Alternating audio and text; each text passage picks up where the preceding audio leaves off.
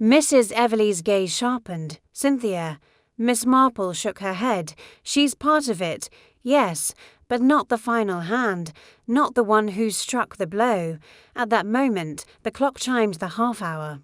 Miss Marple stood, walking to the writing desk where she kept her small notebook. She opened it and removed a single page, written in careful script. She handed it to Mrs. Everleigh. "What is this?" the woman asked, eyes scanning the page. "It's a list," Miss Marple replied. "People present at the party, and where they were seen between 3 and 4 o'clock. And what does it prove?" That one of them lied. Mrs. Everleigh looked up. "James Elphick." "Indeed," said Miss Marple. "He said he saw Cynthia approaching the shed, but no one else saw him on that path. And he gave a precise time, but he could not have known the time unless he'd already been at the scene. And the gloves, hidden, not in his house, but in the compost heap, where he must have fled in haste, perhaps after hearing the scream, or after the deed was done." Mrs. Everleigh leaned back slowly. "Do you think he acted alone?" "That," Miss Marple said, "is what we are about to find out."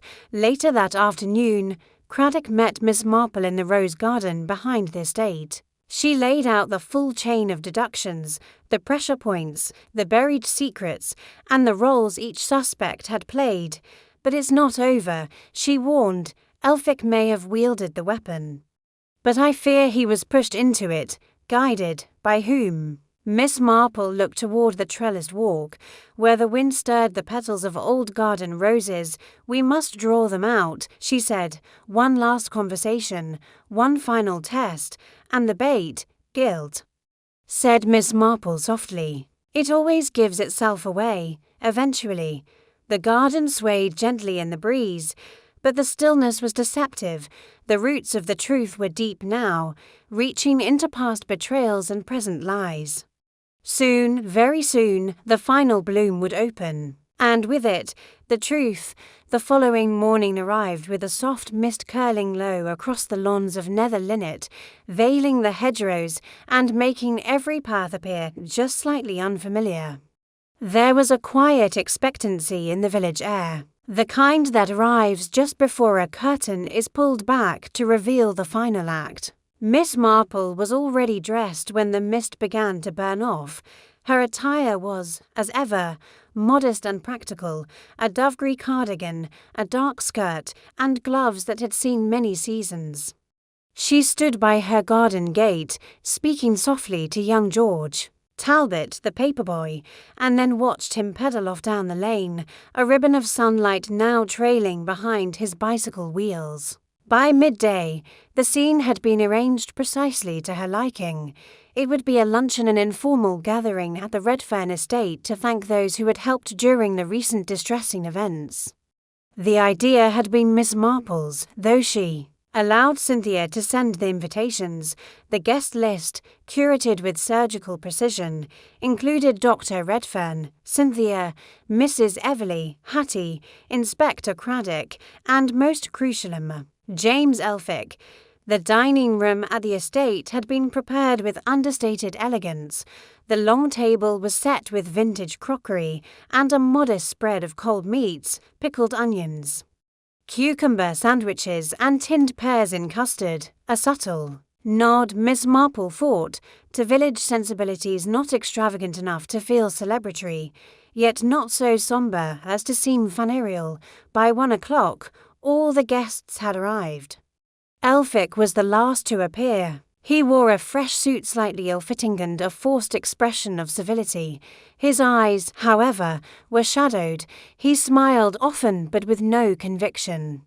Cynthia greeted him politely and offered him a seat beside Mrs. Everleigh. Craddock, under the guise of helpfulness, seated himself opposite Elphick, while Miss Marple took her place at the far end of the table, seemingly an afterthought to the arrangement. As plates were filled and pleasantries exchanged, Miss Marple remained mostly quiet. She offered small interjections about the weather, a recent mildew outbreak on her hydrangeas, and the peculiar state of the post these days. Then, halfway through the meal, she stood and lightly tapped her spoon against her glass. "If I may," she said gently, "I would like to propose a small toast, not to joy, exactly, but to peace. To the hope that whatever pain this week has stirred, among us may find resolution." There was a polite murmur of agreement, but before we raise our glasses, she continued, "I feel I must tell you something, a small curiosity. A theory, if you will."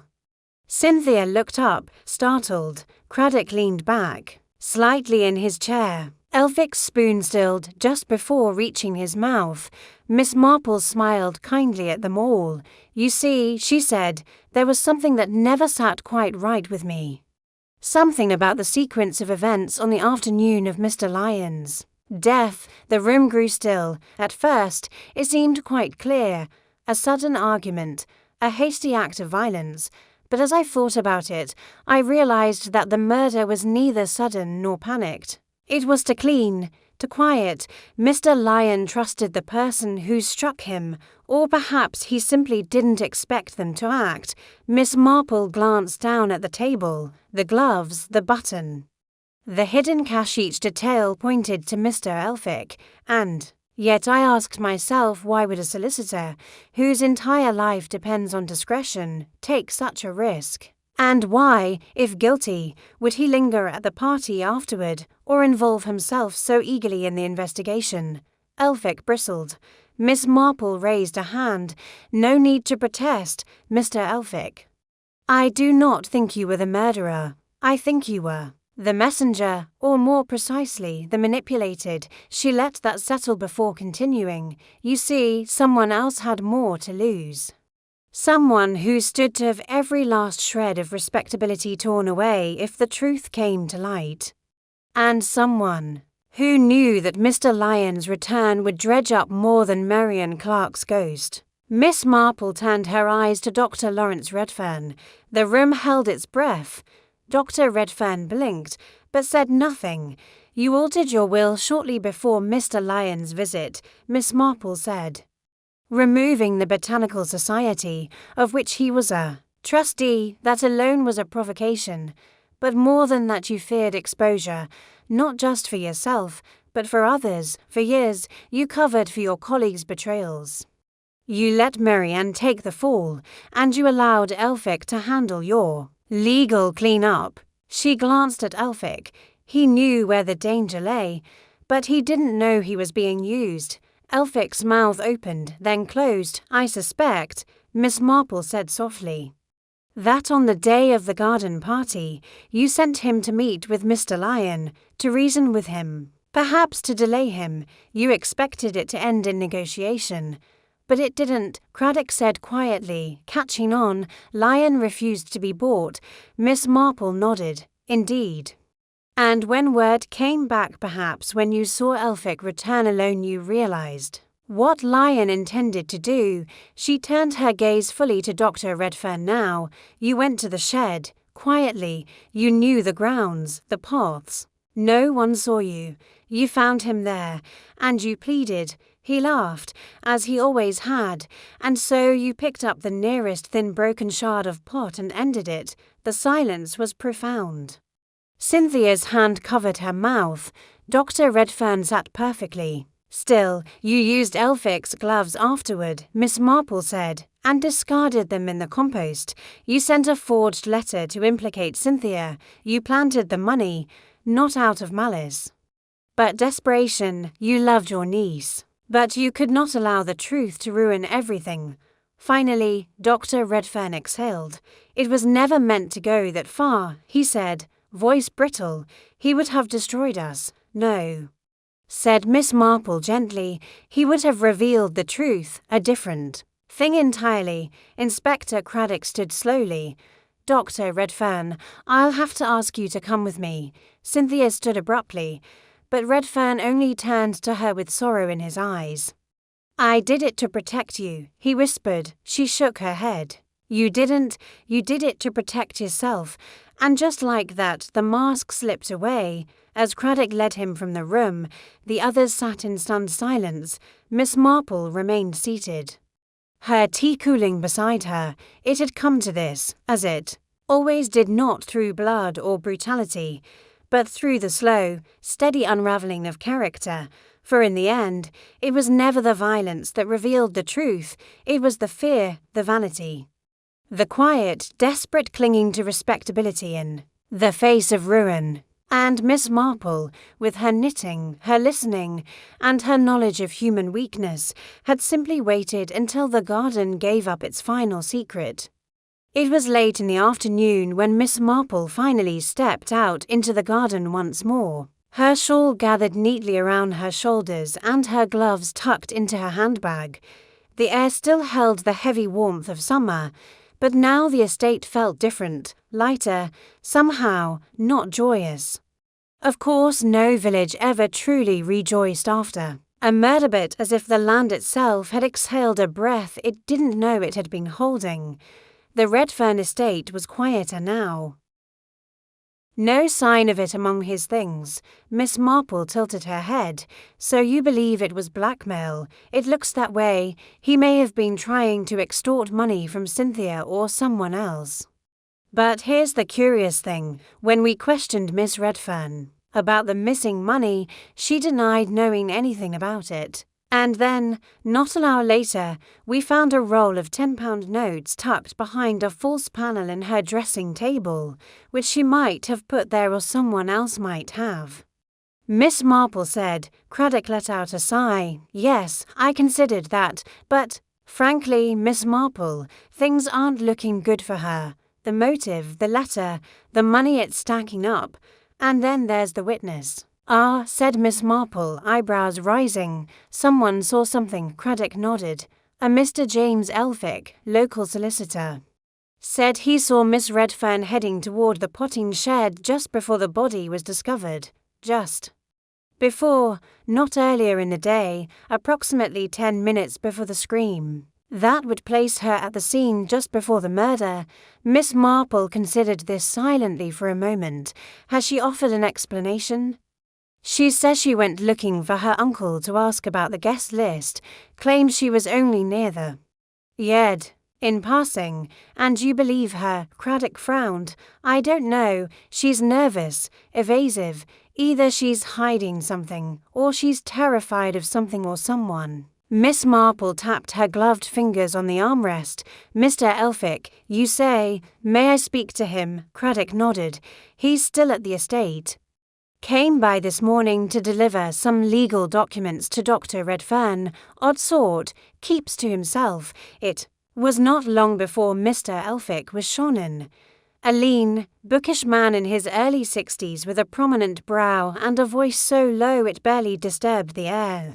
He blinked at Miss Marple as though uncertain whether she was truly real. Miss Marple, he murmured. Ah yes, the sleuthing spinster, is it? Just a woman who pays attention, she replied with a smile. I understand you saw Miss Redfern near the potting shed on Sunday afternoon. I did, yes.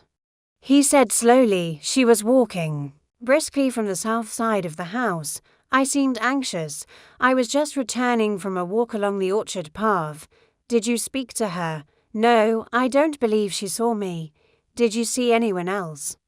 Miss Marple asked gently. Elphick hesitated. No, just Miss Redfern, although he trailed off, fidgeting with his cuff. Yes. There was someone near the back of the greenhouse, just a shadow, really, too distant to identify, but they were standing still, not gardening, watching. Craddock straightened. You didn't think to mention this before. I didn't think it mattered, Elphick said defensively.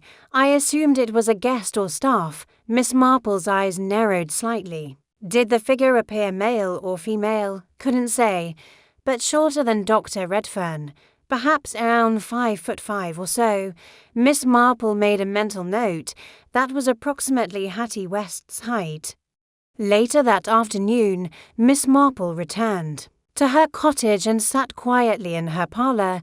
She had fetched her knitting again, but made little progress. Her thoughts spun around the new revelations, the letter, the cash, the witness account. She did not believe Cynthia Redfern was capable of violence.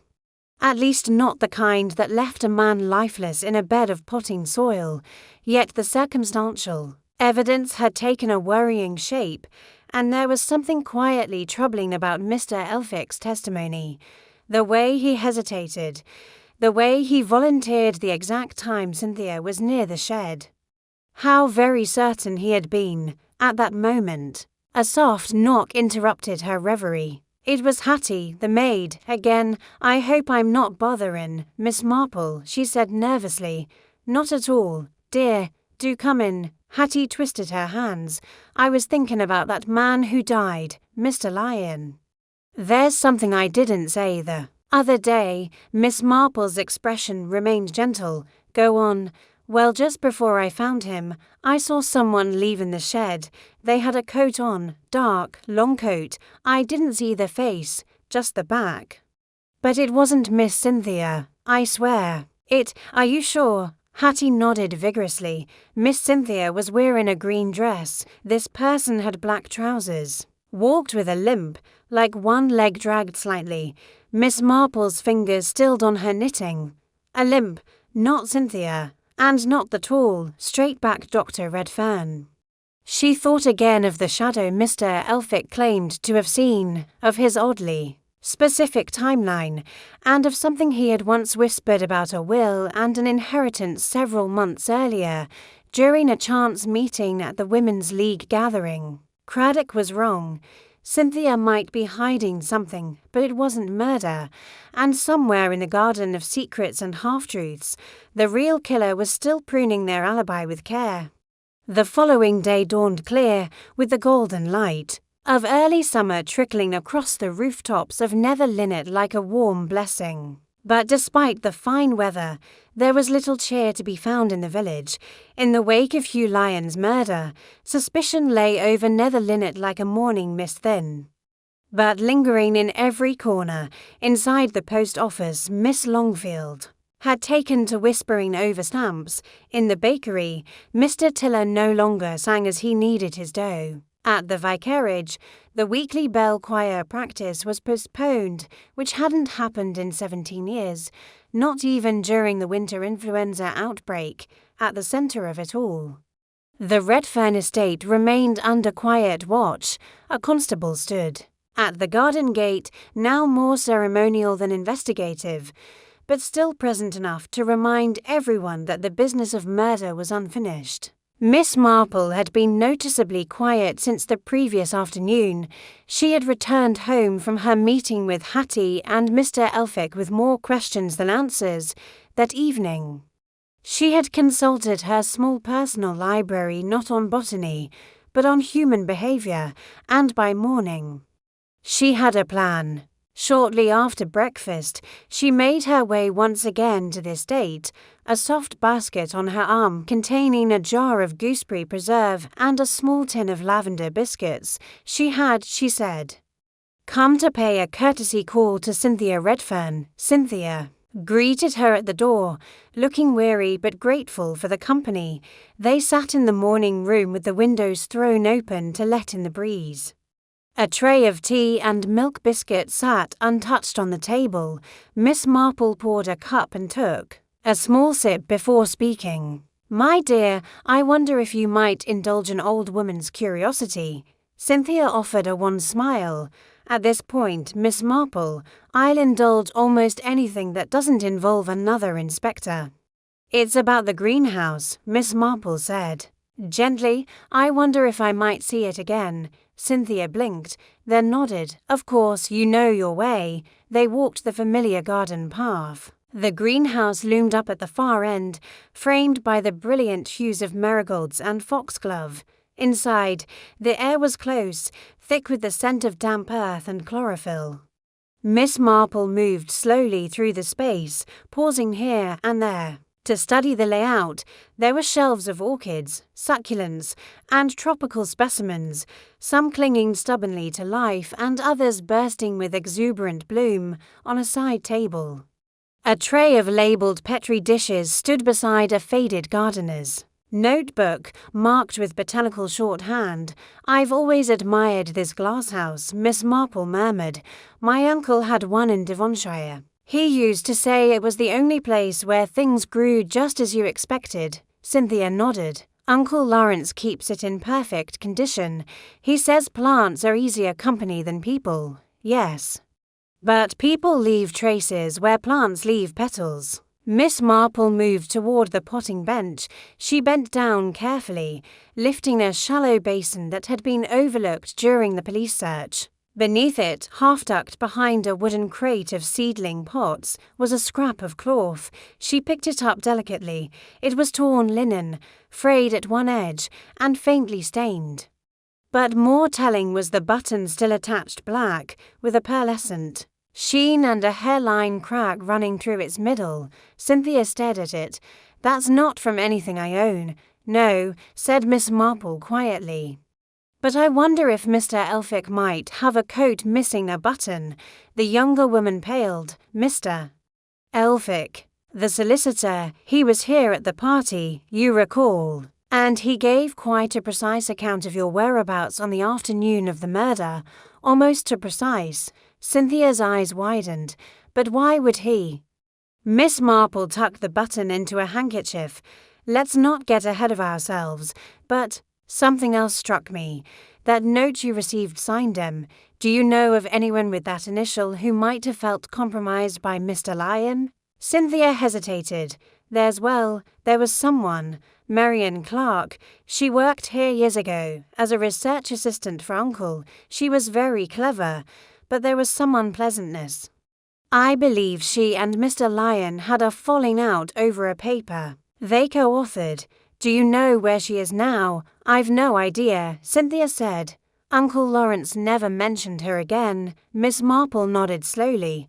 Still, it might be worth exploring. They walked back toward the main house in silence, and Miss Marple's mind turned over the small clue of the button, overlooked because it was so ordinary. And yet it told a story.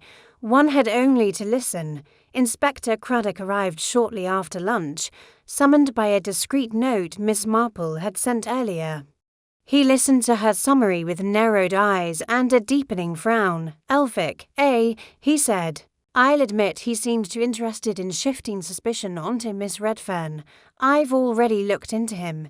Been under some financial strain. Investments gone sour. No criminal record. Though they rarely do, Inspector," said Miss Marple. "But desperation comes in many forms. I suspect Mr. Redfern had evidently taken umbrage at something Inspector Craddock had said.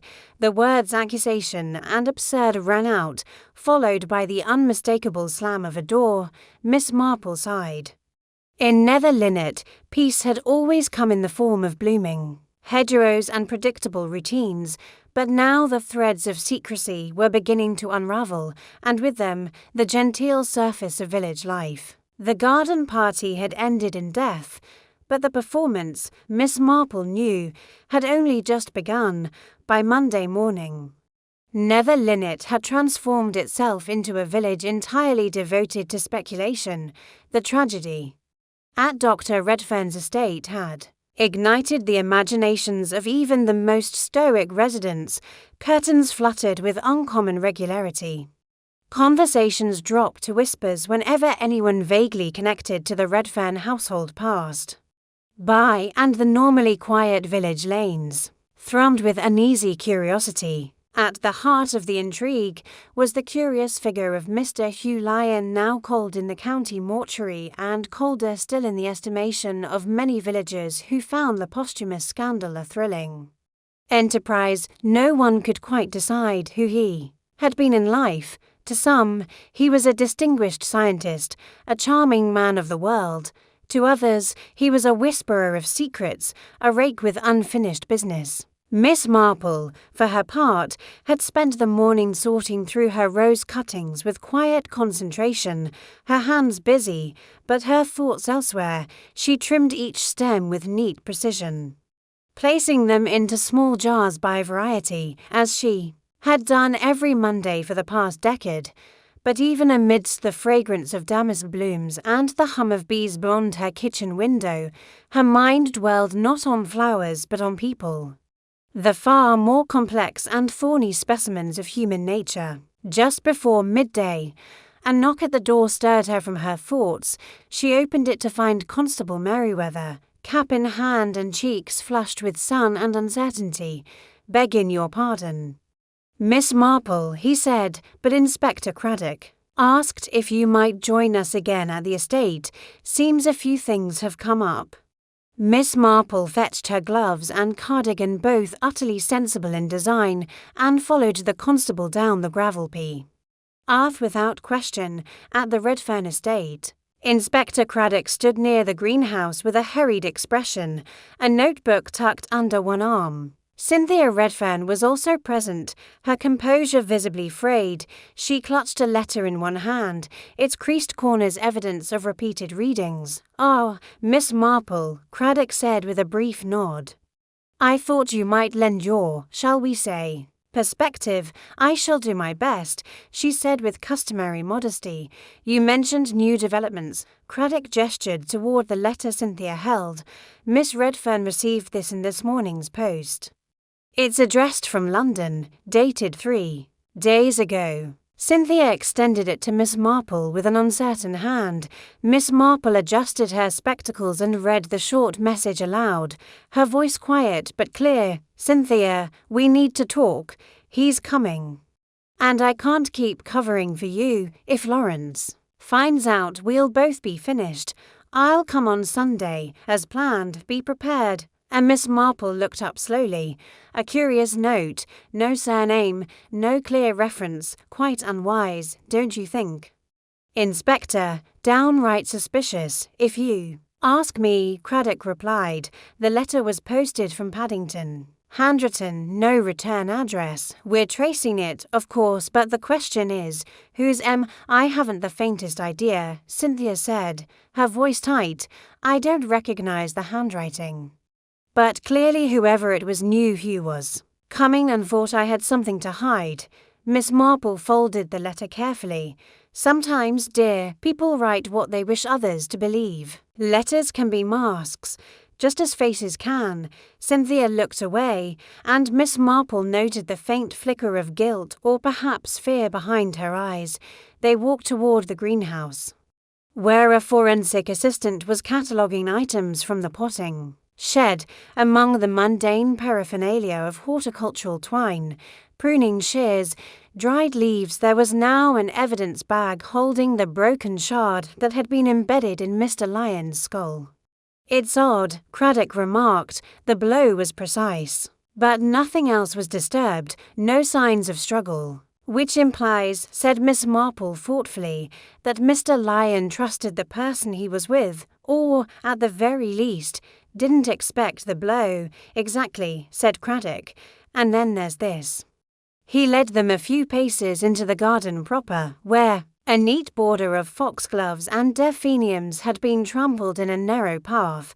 "Found this yesterday morning," he continued, leading away from the back of the shed toward the orchard. "It looked like someone left in a hurry." Miss Marple studied the crushed stalks, nodding slowly. A retreat, and yet someone who knew the estate well, perhaps, knew where not to be seen.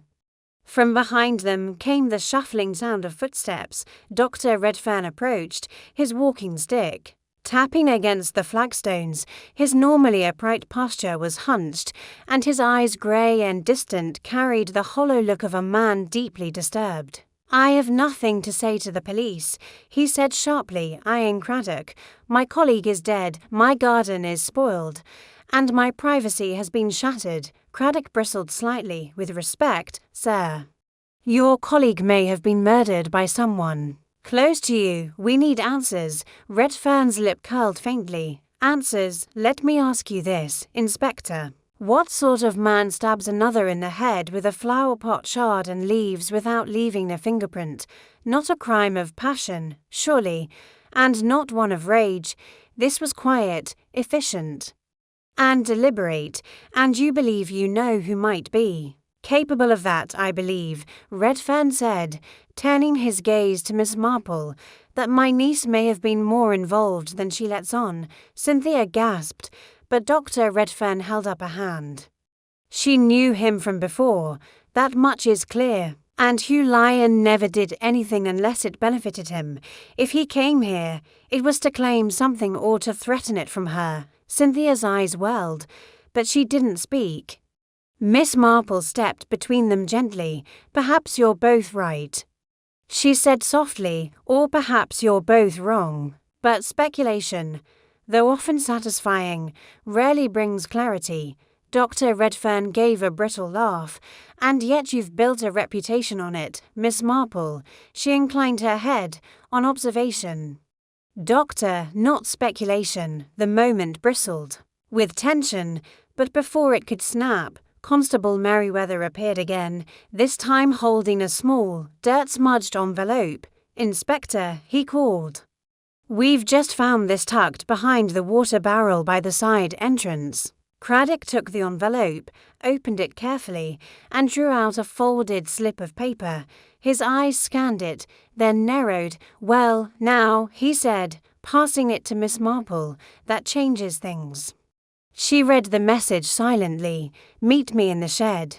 Before 4, we'll settle this, once and for all. No more games." See, she looked up slowly, eyes meeting Cynthia's. The young woman had turned ghostly pale. "It's not mine," she whispered. "I never wrote that," and yet the letter C was unmistakably hers. Miss Marple returned the paper to the envelope with great care, her expression unreadable. She looked toward the orchard path, where the foxgloves now lay flattened in silence. "The thing about gardens," she said softly, almost to herself, "is that everything leaves a trace, even things meant to remain hidden." The sun dipped slightly behind a cloud, casting long shadows across the estate. In Nether Linnet, secrets had begun to bloom. By Tuesday morning, the mood in Nether Linnet had shifted from startled curiosity to sharpened suspicion. The warmth of summer lingered in the hedgerows, but conversations grew cooler, guarded, and prickled with insinuation. With Cynthia Redfern under the scrutiny of Inspector Craddock, and whispers about secret letters and hidden rendezvous echoing across the village green, the villagers began to do what they did best: pick sides. At the Thistle and Clover, the village's sole inn and public house, the taproom was filled with the low murmur of early patrons nursing halfpence and theories. "She's always been too clever by half," murmured Dora Beckett, who ran the sewing circle and considered herself a fair judge of character. "Keep everything close to the chest, that one." "And did you see the way she looked when they found the body? White as chalk, she was. Guilt, if ever I saw it." "I don't know," said Mr. Larch, the gardener, wiping his brow with a handkerchief. "Miss Cynthia may be a bit stiff, but she's no killer. If you ask me, it's the maid who's hiding something." That suggestion caused a brief hush, then a flurry of whispered agreement and dissent. Hattie West had become a figure of morbid interest, young, pretty, and suddenly central to a murder. But not everyone was content with gossip at the Redfern estate. Inspector Craddock had called Miss Marple back for another conversation, this time in the modest sitting room reserved for household guests. The morning sunlight slanted through the windows, glinting off brass fixtures and catching in the fine dust that lingered in the air. Miss Marple sat patiently, her expression one of gentle attentiveness, as Craddock stood by the hearth, arms folded. "We've finished the initial analysis on the handwriting from that second note," he began, referring to the one signed C and discovered behind the water barrel. "And it's remarkably close to Miss Redfern's, not identical, but similar. Enough to raise questions." She maintained she didn't write it. Miss Marple said mildly, "She would, wouldn't she?" Craddock muttered, "We've also found out something else. Hugh Lyon withdrew £200 in cash the day before he came here. That's quite a sum. Lyon may have known something about Mr. Elphick's dealings, something damning, and the cloth. I believe he was near the scene, possibly struggling with Mr. Lyon, more likely. Tried to stop him from revealing something, but the question Was it premeditated? Craddock gave a non-committal grunt. I'll bring him in for questioning. And if I may, Miss Marple added gently, it might be prudent to have a look at the legal arrangements between Dr. Redfern and his niece. Mr. Elphick, after all, is the family solicitor. If there were changes to the will recently, Mr. Lyon may have been the one to know. It was not long before the inspector returned with an update. Mr. Elphick, when approached, had grown defensive when pressed about the note and the cloth scrap. He had claimed ignorance, then attempted to excuse himself before being formally detained. He said he needed fresh air, Craddock said dryly, but he was halfway to the coach station when we found him, and the will, altered 2 weeks ago, Craddock confirmed. Miss Cynthia is now the sole heir. Previously, the estate was to be split between her and a small botanical society in Surrey one Mr. Lyon happened to be a trustee of. Miss Marple sat back with a sigh. Then Mr. Lyon stood to lose a great deal with that change. Perhaps he hoped to blackmail Dr. Redfern or coerce Miss Cynthia into reversing it, but someone with a great deal to lose decided to act first. As the sun began to set behind the chestnut trees, the air in Nether Linnet grew heavier still. The first suspect, it seemed, was not who the village had expected, and yet Miss Marple could feel it. Like the tightening of thread on her knitting needles, they were close, but not close enough.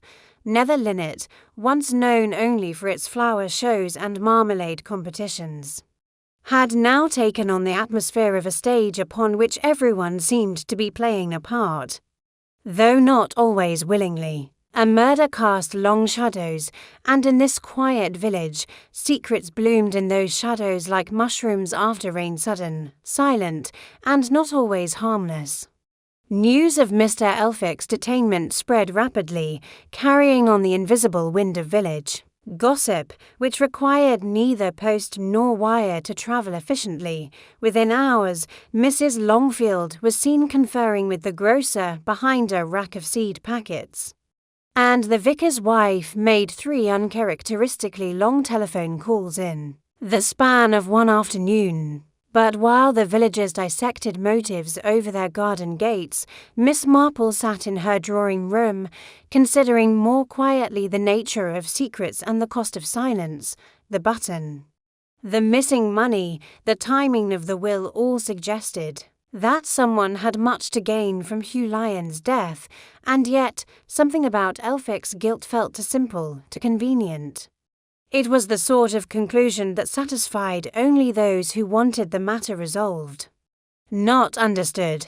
That evening, she made her way once more to the Redfern estate, where she had asked to speak privately with Dr. Lawrence Redfern.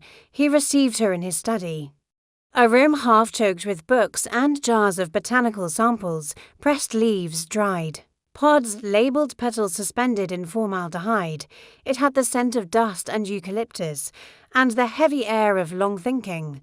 Dr. Redfern stood beside a tall case of mounted orchids, his back to the room. "I imagine you're here to interrogate me, Miss Marple," he said without turning. "Like the rest, not at all, Doctor," she said mildly, taking a seat in the corner armchair. "I came because I thought you might be ready to stop pretending." He turned. At that slow Lyon regarded her with eyes that had once been clear and sharp, but now carried the weight of fatigue and something else. "Guilt, perhaps, or fear. What am I pretending?" he asked quietly. Miss Marple folded her hands. "That Hugh Lyon's visit was a surprise, that you didn't know about the will, that you haven't been aware for some time, that Cynthia has been quietly shielding you." He said nothing, but his jaw tightened. "She told me about Marian Clark," Miss Marple continued. "Your former assistant, very bright, very ambitious, and very suddenly dismissed." He moved then, slowly, to the window, looking out over the gardens he had cultivated for decades. "She was dangerous to my work, to my reputation. She tried to take credit for a discovery I made of an orchid hybrid I'd cultivated from Peruvian seeds. She said she had a claim, I couldn't allow it, so you sent her away, yes, and I thought the matter was closed. He exhaled, but Hugh Lyon knew about it, knew all of it. He helped her prepare a legal complaint, one that never saw light because she vanished, left for the continent, they said. Disappeared into private research, but Hugh never forgot, and when he arrived here, I knew he had come to collect. Miss Marple studied him carefully. You thought he wanted money, didn't he? Redfern's voice was tight. Isn't that why men like him turn up after 20 years with knowing smiles and half-finished sentences? And did you give it to him? No, a pause, but I considered it. She nodded slowly, and Cynthia. Did she know any of this? Only fragments. I tried to protect her from the past, from me, but Hugh found her first. He implied there were letters, proof of my dishonesty. I saw them arguing near the greenhouse. I knew he'd pushed too far. Miss Marple leaned forward slightly. You saw them? Yes, he said. I watched from the glasshouse. She was frightened, angry. He laughed at her. He always laughed. And then he walked off toward the shed. And you didn't follow. I started too, but I was called away. One of the guests you don't recall who wanted a tour of the arboretum. When I returned, the scream had already gone up. She regarded him in silence, letting the words settle. You know, she said softly, you're not the only one with something to hide. At that moment, the door opened with a gentle knock, and Cynthia herself stepped in, her face drawn, eyes rimmed with weariness. I thought I heard voices, she said. I'm sorry to interrupt. Not at all, Miss Marple said, standing. In fact, I was hoping you might join us. Cynthia entered, folding her arms, her posture wary. Your uncle was just telling me about Marian Clark, Miss Marple said. You knew her, didn't you? Cynthia hesitated, only briefly. She was kind to me when I first moved here after my mother died. I used to watch her work in the lab. She was clever, intense, and she confided in you. A long silence. Yes, Cynthia admitted finally. She said my uncle was trying to cut her out of their research, that she'd contributed just as much as he had. She showed me documents, notes, and correspondence. I didn't know what to think. And you told Hugh Lyon. Cynthia blinked. Yes, years later, when I ran into him in London, it just came out. I didn't think he'd do anything about it, but he did. Yes, he said it wasn't right, what happened to Marianne, that my uncle had stolen credit and buried the truth. He said I could help set it right. Miss Marple sighed. And then he came here, uninvited, unwelcome, and threatening to expose a scandal. Cynthia looked down. I never thought he'd do it, but when I saw him, I knew he meant to. I tried to reason with him. But he was gleeful, said I should be grateful. He hadn't exposed me too. And what have you done? I borrowed money, she said quietly, from the estate account to cover some of Marianne's legal costs years ago. Uncle never noticed, but if you told him, Miss Marple nodded, it would have ended everything.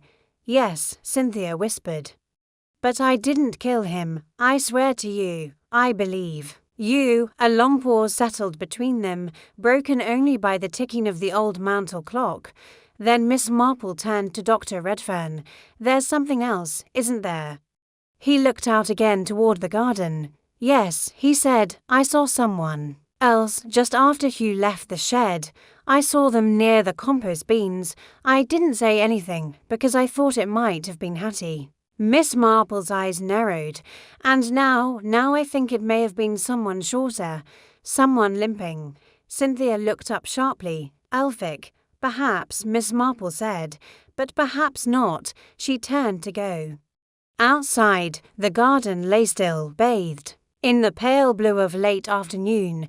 The truth, she knew, was nearly within reach, and like a plant buried beneath the soil, it would rise soon enough. Evening descended over Nether Linnet with a certain brittle hush, as if the village itself were holding its breath.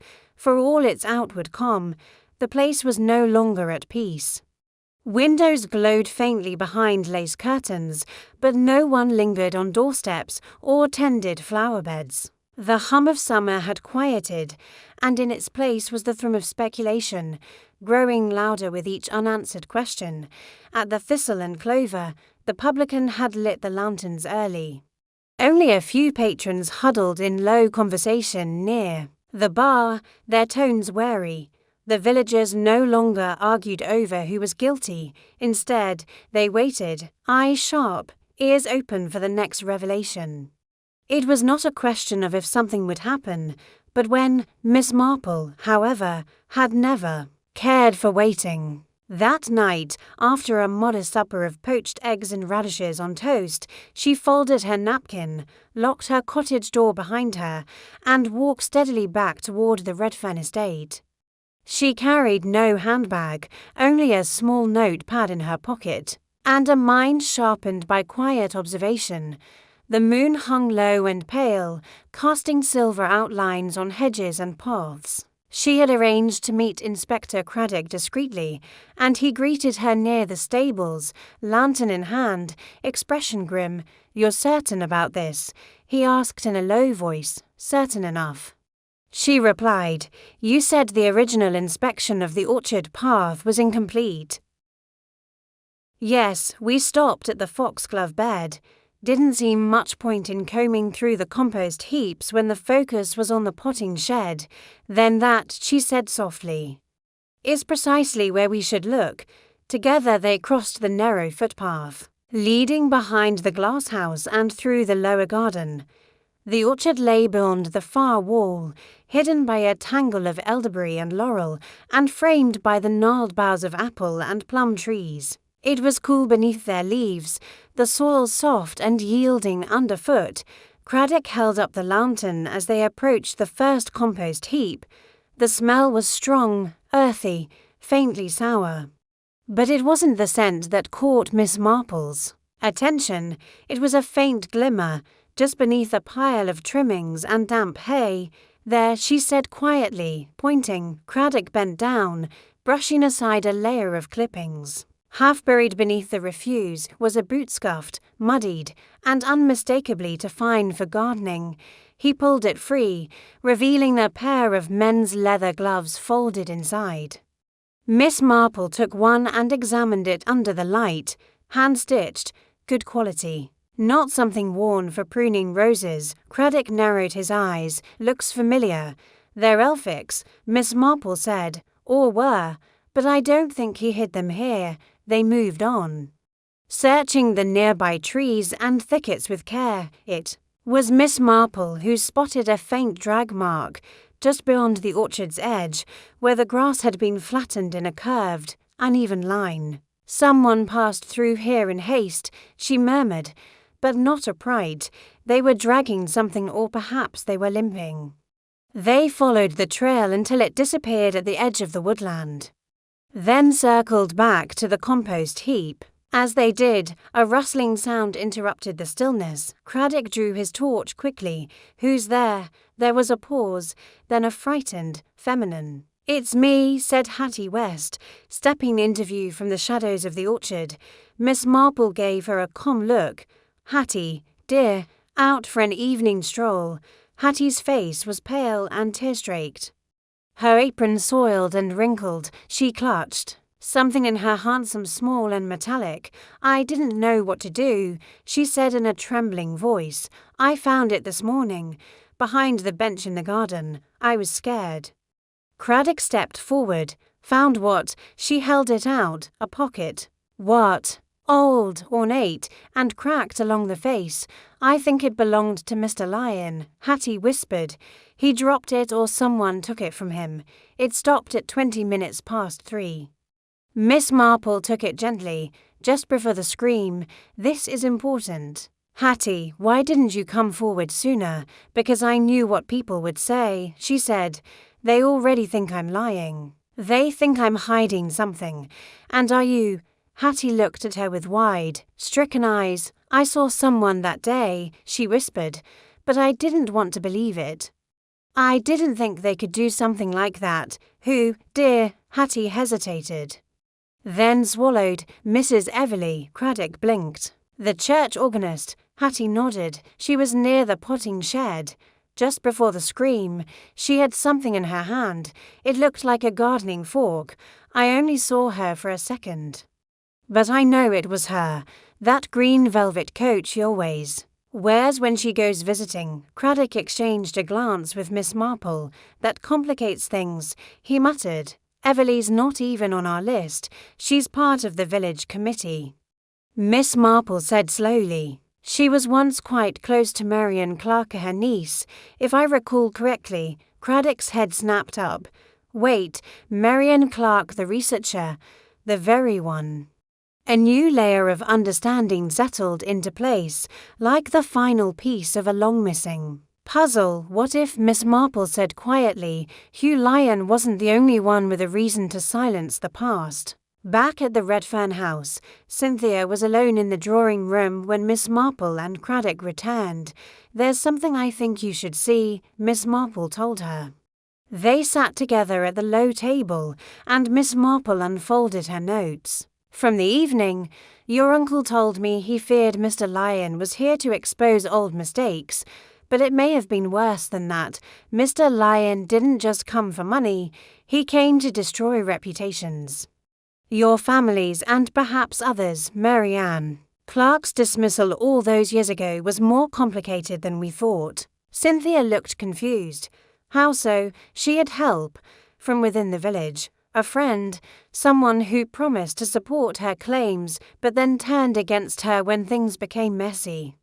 That person was Mrs. Everleigh. Cynthia's eyes widened. She was on the board of the Botanical Society at the time. She vouched for your uncle, quietly ensured the complaint was buried, but she never forgave Marianne for drawing her into it. Craddock nodded. And now that Lyon returned, threatening to bring it all to light, he became a liability. Miss Marple finished.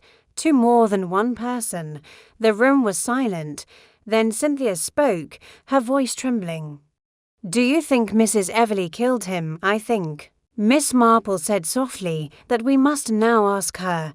Very carefully. Outside, the orchard swayed in the wind. Somewhere beyond the trees, the last remnants of the truth were beginning to surface, and the past, long buried, was about to bloom again. The next morning brought with it a heavy stillness. Despite the brightness of the sun overhead, in Never, Linnet, even the birds seemed to sing with cautious restraint. It was the sort of hush that settled before a storm, not of weather, but of reckoning. Miss Marple was awake early. Seated at her small kitchen table with a pot of Darjeeling, a few slices of buttered toast, and the Morning Post. Her hands were steady as she spread marmalade, but her mind was already at work, retracing steps, matching shadows to their sources, and patterns to the people who made them. By now, Inspector Craddock had arranged for a quiet conversation with Mrs. Everleigh. Under the polite pretext of a civic matter, she was not under arrest, nor even suspicion in the formal sense, but her name was now part of a widening circle of inquiry. That morning, she had been invited to tea at Miss Marple's. It was just past 10 o'clock when the bell rang. Miss Marple opened the door herself and greeted Mrs. Everleigh with a warm, practiced smile. The older woman wore her usual Sunday coat, dark green velvet trimmed in age-softened lace, and clutched her handbag as if it contained her last coin. Her lips were drawn, but her eyes blue and shrewd missed nothing. Jane, she said, stepping inside, I must say, it's not often I'm summoned for tea on a weekday. Well, my dear, Miss Marple said as she led her to the sitting room, sometimes one finds that secrets are best shared between women, and I value your advice. Mrs. Everleigh's brow lifted. But she said nothing. They sat beside the window, a tray of teacups and a plate of warm scones between them. Miss Marple poured with care, offering lemon or milk, and then settled back, hands folded lightly. Did you know Marion Clark well? She asked without preamble. Mrs. Everleigh stiffened slightly. Years ago, yes, she was my sister's daughter. We were close. Once, she worked for Dr. Redfern. Brilliant girl, ambitious, a little too ambitious, perhaps. Ambition in women often unsettles the establishment, Miss Marple said mildly. Mrs. Everleigh gave a short laugh. That it does. You were on the committee that evaluated her claim, were you not? When she brought the issue of intellectual theft against Dr. Redfern, a pause, I was, reluctantly, and you voted to support him. I did. Her tone was cool, clipped. Because Marianne's evidence was incomplete, and because she made the mistake of involving Hugh Lyon. Miss Marple raised her eyebrows. Hugh, Mrs. Everleigh continued, had a way of making things messier than they needed to be. He pressed her to pursue legal action, wrote letters on her behalf, even threatened to go to the press. It became unmanageable, so you turned away from her. I advised her to drop it. Quietly, she didn't take it well. We never spoke again. Miss Marple nodded, the picture becoming clearer, and then she disappeared. Yes, France, I believe, or Italy. She was always fond of Florence. Miss Marple sipped her tea, and then Hugh Lyon returned. At this, Mrs. Everleigh's eyes narrowed. He came back with an agenda. You saw it at the garden party. The way he behaved, so casual, so knowing. He told me he'd uncovered something, that the past would no longer remain buried. What did you do? I warned him, she said, her voice taut now. I told him to let it lie, that there was nothing to gain but destruction. He just laughed. And when did you last see him? There was a long silence. I saw him near the greenhouse. I was taking the long path back from the vicarage. I told him to leave. He said he had one more conversation to have, and then he'd make his move. Did you follow him? Mrs. Everleigh looked away. I did. I was angry. I didn't want Marianne's shame dragged out again. Not after all these years. Shame, Miss Marple echoed, or your own, that landed like a stone dropped into water. Mrs. Everleigh looked down at her teacup. She forged part of the data. She said quietly, Marianne. Just a section of a field report, nothing significant, but enough to discredit the entire complaint. Hugh discovered it. He told me privately, said he'd use it to ruin her or me. Miss Marple nodded slowly. So he had you, too, by the throat. Mrs. Everleigh's hands trembled on her lap. But I didn't kill him, Jane, I swear it. No, Miss Marple said gently, I believe you didn't. But someone did. Someone who knew everything. Someone watching. It was the sort of afternoon that made one think summer would last forever.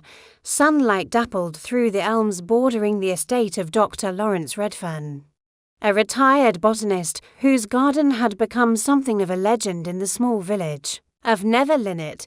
Invitations to his annual summer garden party were as coveted as the village flower show's silver trophy, and this year's event, held on the first Saturday of July, was no exception. Miss Jane Marple sat primly on a cane-backed chair beneath a sprawling magnolia, her wide-brimmed straw hat shading keen blue eyes, her knitting something pale pink and lacerated quietly on her lap. Though she'd not added a stitch in over an hour, she preferred to listen. Around her, the genteel chaos of a village gathering unfolded. Vicar Denholm was gamely losing at croquet. Too young Toby Bartlett, Mrs. Everleigh, the church organist, was loudly complaining about the wasps in the trifle. And Cynthia Redfern, the hostess and niece of the estate's owner, was making rounds with a forced smile and a tray of cucumber sandwiches that nobody seemed eager to take. Dr. Redfern, tall and distinguished with the gauntness of one who'd spent along among tropical flora, held court by the prized glasshouse, the Clivia Miniata. He was saying to a semi-captive audience of ladies from the Women's League, blooms best in slight neglect, quite like some relationships. His quip drew polite laughter. But Miss Marple noticed how Cynthia flinched at precisely 4:15, as the clock in the drawing-room chimed its second bell, a shrill scream rang out from behind the greenhouse. Guests' froze saucers trembled in hands, the croquet match stuttered to a halt, and the buzz of bees seemed momentarily silenced. It was young Hattie West, the maid.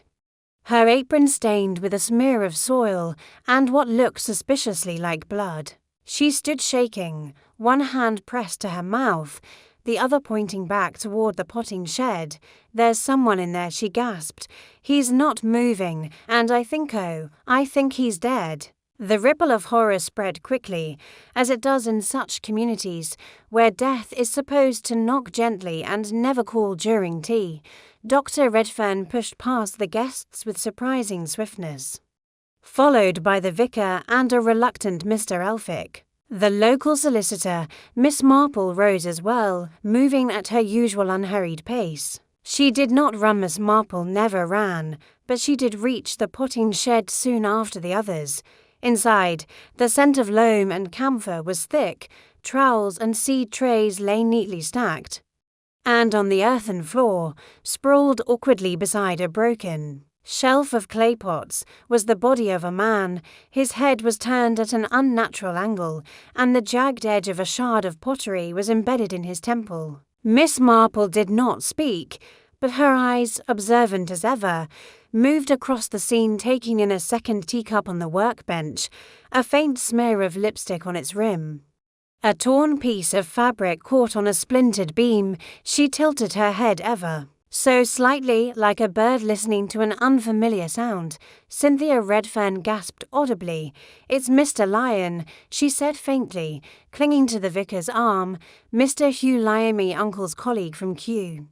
He only arrived this morning. The garden party, it seemed, was over, and so it began." By the following morning, the sun rose over Nether Linnet with an odd reluctance, as though even nature herself felt the weight of the previous day's events.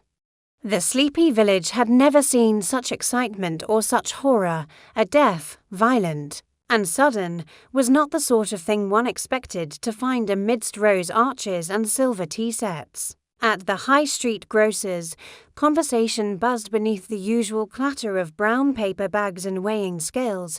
Rumour, always the fastest thing moving in any English village, had leapt from household to household like a fire through dry straw. It was a lover's quarrel, I'll wager, declared Mrs. Longfield, the postmistress, whose uncanny ability to know everyone's business was matched only by her determination to share it. "You saw that poor maid, Hattie, didn't you, crying like her heart would break, and that lipstick on the teacup? What woman brings cosmetics into a potting shed unless she's got intentions?" Young George Talbot, stacking tins of corned beef nearby, turned pink at the ears and busied himself with his broom. Old Mr. Symes settled into his habitual seat near the bakery display, gave a wheezy chuckle. "Mark my words, it's always the quiet ones that Cynthia Redfern smiles to tight, like a rubber band ready to snap." Back at the estate, the police had arrived not long after dusk the night before. Inspector Craddock, a well-meaning but unimaginative man, had taken charge of the investigation. He was staying temporarily at the village inn, and by mid-morning was making his second visit to the Redfern property. Miss Marple, however, had begun her day in her usual manner, a modest breakfast at her cottage tea, a soft-boiled egg, and a single slice of toast, followed by a thoughtful walk through the village green. She paused to exchange polite words with Mr. Larch, the gardener, and fed crumbs to the finches nesting near the churchyard. It was not until after 11 o'clock that she was seen approaching the Redfern estate once more, greeted with a quiet nod by the constable on duty. She did not need permission. Miss Marple never required an invitation where human behaviour was on display. Inside the drawing-room, Inspector Craddock was questioning Cynthia Redfern, who looked pale but composed. Her dark green dress was crisply ironed, and she had secured her hair in a tight chignon that gave her the air of a schoolmistress. I only met Mr. Lyon briefly, she was saying. He arrived around noon. Uncle Lawrence hadn't seen him in years. They used to correspond about rare species. Hugh was very fond of tropical orchids, especially some hybrid cymbidiums, if I remember correctly, and you didn't speak to him again after he arrived. Craddock asked, jotting notes. Cynthia hesitated. For a moment, only briefly, just before the party began, he said he needed to borrow Uncle's keys to the potting shed. I assumed he was after something botanical. Craddock's brows drew together. Did you see anyone else near the shed before the body was discovered? Not that I recall. Her tone was cautious now, careful. Miss Marple cleared her throat gently, announcing her presence with understated grace. Oh, Miss Marple, said Craddock, rising half an inch from the armchair, you're quite the magnet for mischief, aren't you? Not at all, dear Inspector, she replied, seating herself beside the window. I merely find that where there are people, there are always little tragedies. Sometimes they become rather large ones. Cynthia, oddly, seemed relieved by her presence. It's ghastly, she said quietly. Poor Uncle's beside himself. He's in his study, refuses to speak to anyone. Miss Marple nodded kindly, her hands folded on her lap. Death, especially the violent kind, is a dreadful shock to the system. Even for those trained in the sciences. Does your uncle take many visitors these days? Hardly any, Cynthia said. Since retiring, he's preferred his plants. The garden is his real company now, 8mm. And Mr. Lyon, what was your impression of him, dear? Cynthia paused, then chose her words carefully. He seemed charming, perhaps a little too charming. The sort of man who notices what colour you're wearing and flatters you for it. But Uncle Lawrence didn't seem entirely pleased to see him. Inspector Craddock leaned forward. Oh. You mean your uncle and Mr. Lyon weren't on good terms? They used to be, Cynthia replied, her gaze shifting. But something changed years ago. I think it had to do with a botanical expedition South America, I believe. Uncle was always vague about it. But when Hugh walked through the door yesterday, he had this look almost as if he'd come to collect a debt. Craddock scribbled furiously. Miss Marple, meanwhile, seemed to be studying a tapestry on the opposite wall. Botanical debt, she murmured. Fascinating how deeply one can bury things beneath polite conversation. The inspector stood. I'll speak to Dr. Redfern next, if you don't mind, Miss Redfern. As Cynthia led him from the room, Miss Marple rose and wandered over to the bookcase. The titles were mostly scientific: Flora of the Amazon, Orchid Cultivation, Darwin's lesser-known notebooks, but one slim volume caught her eye, The Language of Flowers by Miss Henrietta Stone. She pulled it slightly from the shelf, oppressed. Flower fell from its pages, a wilted white camellia. Miss Marple examined it thoughtfully, then replaced the book and turned as light footsteps approached. It was young Hattie, the maid. Eyes redrimmed but determined, she curtsied clumsily, begging, Your pardon, Mum, but you were kind to me yesterday. I was wondering if you'd mind if I said something. Of course not, dear, Miss Marple said warmly. Do sit. Hattie perched on the edge of an ottoman, twisting her hands. I didn't know him, Mr. Lyon. But I saw him talking to Miss Cynthia. It wasn't like a polite chat. Either, he was whispering, like he was reminding her of something she didn't want brought up. Miss Marple nodded gently. When was this? Right before the party, Mum. Maybe 2:30. Near the back door, where the compost bins are. And did you hear anything? Hattie hesitated. Only a bit. He said something like, You wouldn't want the old man finding out, would you? She turned real pale, and then he laughed. It wasn't a nice laugh.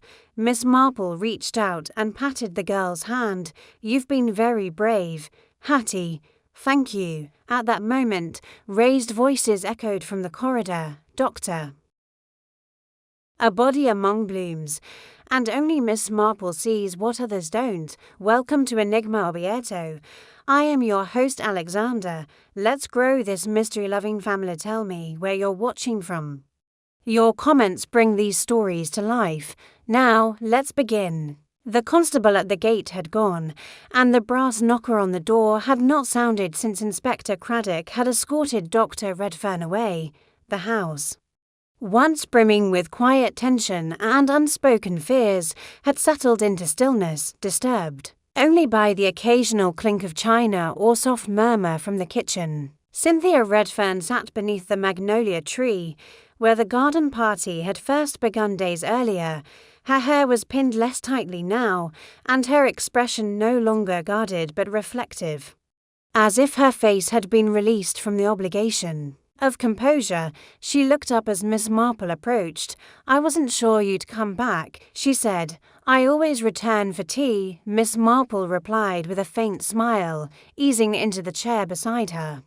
"It would be rude not to," Cynthia laughed, a short, dry sound that came from somewhere deeper than amusement. "Everything's changed, hasn't it?" she asked, not looking at Miss Marple this time, but out over the flower beds, the house, the garden, my uncle, me. Miss Marple considered that for a moment. "Yes," she said at last, "but everything always does. Gardens regrow, people mend, and truth, unpleasant as it may be, has a way of clearing the air." They sat together in silence for a few minutes, birds chirping in the hedgerow and bees bumbling among the lavender. "He wasn't always like that," Cynthia said softly, "my uncle, when I was a girl. He was kind, serious, yes, but kind, I think. Losing his reputation terrified him more than anything else. It often does," said Miss Marple. "More than prison, more than shame, even more than death." Cynthia nodded, brushing a speck of dust from her skirt. "I keep thinking," she said, "that if you hadn't come, none of this would have happened." Miss Marple raised her eyebrows just slightly. "Perhaps," she said, "but then again, how long can a wound be bandaged before it festers? Hugh Lyon didn't bring the rot, my dear. He simply exposed it." They fell into silence again, watching the garden sway gently in the breeze.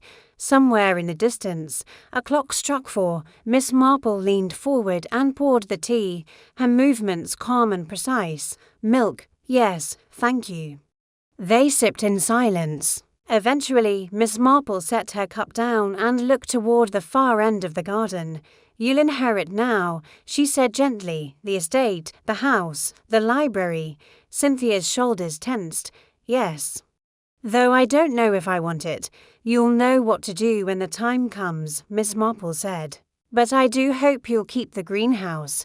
There's something noble in coaxing life from the soil, even after loss." "I might," Cynthia said. "I thought of turning it into a memorial garden. For my mother, perhaps even for Marian Clark." Miss Marple's eyes warmed. "That would be a very fine thing." From behind them, a familiar voice called out, "Miss Marple, Miss Redfern." It was Inspector Craddock, his hat tucked under one arm, his coat open. He strode across the grass with a sense of finality, though his expression had softened considerably. "I wanted to say my goodbyes," he said as he approached. "I'm heading back to London tonight." The confession was quite thorough, I'm sure. "It was," Miss Marple said. "Men like Dr. Redfern rarely lie well when all their dignity has been removed." Craddock nodded, then turned to Cynthia. "I know it isn't much comfort, Miss Redfern. But he spared you the worst of the scandal." His statement placed all responsibilities squarely on himself. Cynthia managed a small smile. That was something, at least. Craddock looked back at Miss Marple. "You were right about everything, as usual." Miss Marple blinked modestly. "I wouldn't say everything. There were moments I doubted, but you kept asking questions. You never stopped watching. That," she said with a twinkle in her eye, "is what village life teaches you. People reveal more than they intend when they think they're being polite." Craddock grinned, then tipped his hat. "Well, I'll be off. No doubt there'll be some dull case waiting for me back in town. Something about forged insurance papers, or a missing parrot. Every crime has its truth," Miss Marple said. even the dull ones. As he turned to go, Miss Marple reached into her handbag and handed him a paper-wrapped parcel for the journey. She said, "Ginger biscuits, Craddock accepted." Then with mock solemnity, "I'll remember this more fondly than the paperwork." After he left, Miss Marple and Cynthia sat a while longer. The shadows grew longer across the lawn. Somewhere beyond the hedges, children's laughter rang faintly, life reasserting itself. As it always did, at last, Cynthia stood. "I suppose I'll have to make a statement. There'll be reporters, eventually." "You'll manage," Miss Marple said. "I wish I could be sure you will, and in the meantime, I suggest you allow yourself to rest. Not every burden must be carried alone." Cynthia gave her a grateful smile. "Will you visit again?" "If I'm invited," Miss Marple replied.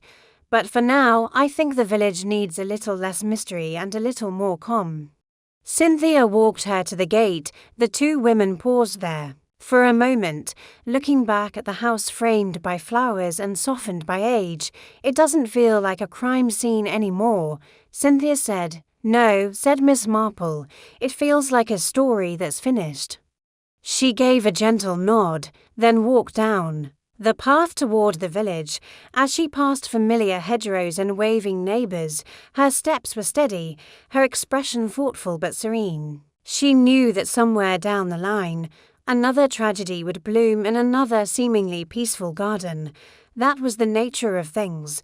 But for now, Nether Linnet would sleep again under its cloak of respectability, and Miss Marple, as ever, would keep watch, not with suspicion or cynicism, but with the quiet conviction that truth, no matter how deeply buried, had a habit of finding its way to the light. Like a seed that breaks through the soil in the spring, patient and inevitable. And the gardener, well, she would be ready.